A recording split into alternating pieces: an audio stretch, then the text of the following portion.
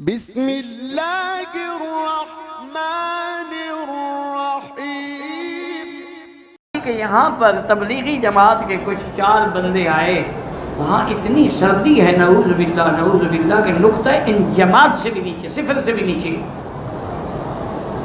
اب وہ مسجد ڈھونڈ رہے، مسجد کہاں ملے بھائی ان علاقوں میں؟ انہوں نے دیکھا کہ یہ بھی کوئی گرجا ہے، انہوں نے کہا کچھ وہ ہے تو ان کا عبادت خانہ نا۔ وہ گئے، دروازہ کھٹکھٹایا، اندر سے پادری صاحب ان کے جو تھے وہ نکل آئے۔ انہوں نے کہا کیا بات؟ دیکھا داڑھی والے ہیں، بیگ کندھوں پہ رکھے ہوئے ہیں، کیا بات ہے؟ انہوں نے کہا جی ہم مہمان ہیں، مسافر ہیں، اور یہاں کوئی ہمیں مسجد نہیں ملی ٹھہرنے کے لیے، اگر آپ مہربانی کر کے ہمیں اپنے اس گرجے میں ٹھہرنے کی اجازت دے دیں، چلو ورنہ باہر تو ہم مر جائیں گے سردی میں۔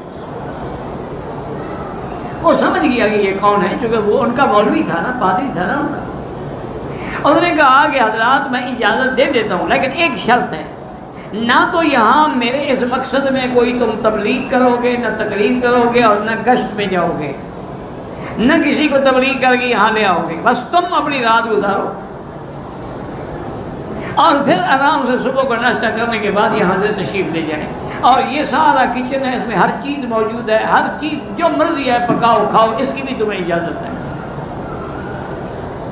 انہوں نے کہا جی ہمیں ٹھیک ہے، شرط منظور ہے، ہم نے تو رات گزارنی ہے، کہاں ہم گشت پہ جائیں گے اور کہاں کسی کو یہاں لے آئیں گے۔ بہرحال انہوں نے کھانا وانا بنایا، کھایا، نمازیں پڑھی، پھر رات کو تہجد کے لیے اٹھے تو ان کا جو امیر تھا نا جی، تو اس نے اپنے ساتھیوں سے کہا کہ میرے بھائی دیکھو، اس پادری نے، چاہے یہ کوئی بھی ہے، یہ عیسائی ہے یا کافر ہے، اس کے دل میں اللہ نے رحم ڈالا، اس نے ہمارے لیے اپنے مرکز کا دروازہ کھول دیا، ہم مہمان خانہ کھول دیا، ہمارے سونے کے لیے بستر، بیڈ، کھانے مہیا کیے ہیں، اب تم دعا کرو، اللہ سے رو رو کے گڑ گڑا کے کیا اللہ اس کے لیے بھی جنت کا دروازہ کھول دے۔ اب وہ رو رہے ہیں اور دعائیں کر رہے ہیں، وہ پادری جو تھا نا وہ چھپ کے سن رہا ہے، یا اس نے کوئی سسٹم ایسا رکھا ہوا تھا کہ وہ سن لیتا تھا۔ صبح کی نماز پڑھی، ناشتہ کیا، وہ آ گیا، انہوں نے کہا حضرات میں نے رات سنا ہے کہ آپ میرے لیے دعائیں کر رہے تھے۔ میں نے کہا جی آپ کے لیے ہم اور کیا کر سکتے ہیں، دعا ہی کر سکتے ہیں۔ انہوں نے کہا اچھا بات سنو، مجھے کلمہ پڑھا دو، آپ کو ہم سے اتنی ہمدردی ہو گا، کیوں ہمدردی نہ ہو بھائی، تم انسان ہو، مولوی ہو، ان کے عالم ہو، احبار ہو، اور اللہ تو ہمیں قرآن میں کہتا ہے کہ یا اہل الکتاب تعالوا الی کلمۃ سواء بیننا وبینکم، آؤ ہماری طرف، ہم اسی بات میں اتفاق کر لیں، اللہ کی توحید پر، انبیاء کی نبوت اور رسالت پر۔ تو اس نے کہا دیکھو میری ایک شرط ہے کہ میرے اسلام کے بارے میں کسی کو بتلانا نہیں۔ نے کہا اتنی جلدی تمہیں اثر کیسے ہوا؟ اس نے کہا میں سو رہا تھا، میں نے خواب میں حضور پاک دکھا، اور حضور پاک نے فرمایا یار ان بندوں کو دیکھ کر بھی تمہیں دین اسلام سمجھ نہیں آیا، تو بس میرے لیے اس سے بڑی ہدایت کا راستہ کیا ہو سکتا ہے؟ آپ میری بات کسی کو نہ بتلائیں، لیکن میں انشاءاللہ صرف خود مسلمان نہیں، اسلام کے لیے کام کروں گا۔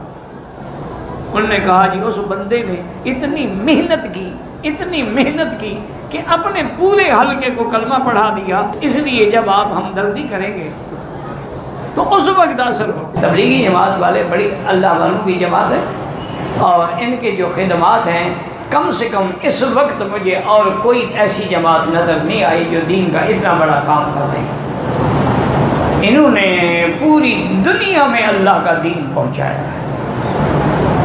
باقی غلطیاں ہوتی ہیں کیونکہ وہ تو بیچارے، ان کا تو مقام یہی ہے نا کہ جو ملا ساتھ لگا لیا، جو ملا ساتھ لگا، اب جاہل بھی تو ساتھ لگے ہوتے ہیں نا، اگر وہ کوئی باتیں کریں تو تبلیغی جماعت کا قصور تو نہیں ہے نا، ورنہ یہ علماء کی جماعت ہے۔ حضرت گنگوہی رحمۃ اللہ علیہ نے یہ ساری تجویز کی تھی، حضرت مولانا الیاس صاحب کو تبلیغ میں لگایا تھا، حضرت تھانوی رحمۃ اللہ علیہ کو نظام خانقاہی سنت کے مطابق چلانے پہ لگایا تھا، حضرت مفتی کفایت اللہ کو فتویٰ لکھنے پہ لگایا تھا، حضرت مدنی کو انگریز کے خلاف، حضرت شیخ الہند کو انگریز کے خلاف جہاد پہ لگے، ساری نظام جو ہے حضرت گنگوہی نے بنایا تھا رحمۃ اللہ علیہم اجمعین۔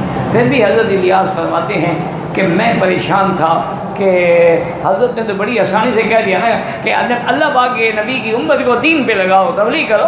میں غریب آدمی کہاں میں دنیا کو تبلیغ کر سکتا ہوں؟ کہتے میں مکہ شریف آ گیا، پھر مدینہ شریف آ گیا، استخارہ کرتا رہا، کئی راتوں کے استخارے کے بعد اللہ نے دل میرا کھول دیا کہ جاؤ یہ کام کر۔ پھر میں نے جا کے یہ کام شروع کیا، اور کام بھی میوات سے شروع کیا۔ وہاں میواتی ایک قوم ہے، بڑی اکھڑ قوم ہے، ماشاءاللہ عجیب قوم ہے۔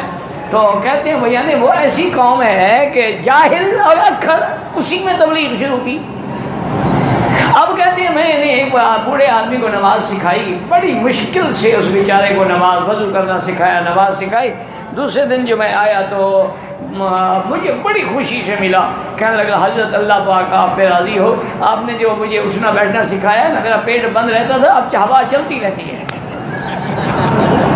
یہ قوم تھی۔